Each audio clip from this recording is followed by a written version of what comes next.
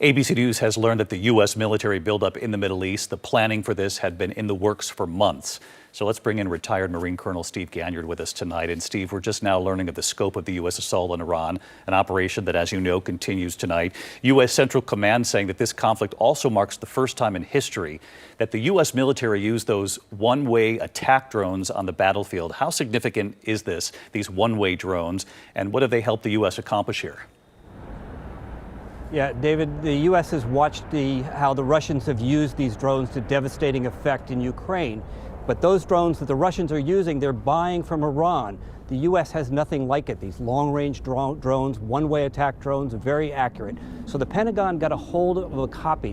They found one in a field in Ukraine, and they reverse engineered it.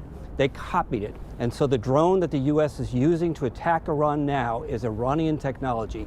The irony, of course, being that Iran is being destroyed with its own technology.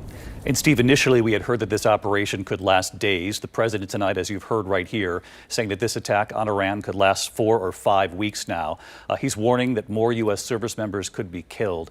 I wonder, Steve, if the U.S. has taken out the supreme leader, along with much of Iran's leadership, more than 40 leaders, several naval ships destroyed, key military targets taken out. What do you think the U.S. military is still looking to go after here? It seems like there's a two-prong approach, David, to this strategy here. They're going to continue to go after the senior leadership and try to decapitate the regime. But they're also going down to the people. They're trying to destroy the internal repression that's going on and give the people a chance to rise up. So from the top down and the bottom up is the hope that we can make this war end quickly. Retired Colonel Steve Ganyard and an ABC News contributor. Steve, we always appreciate it.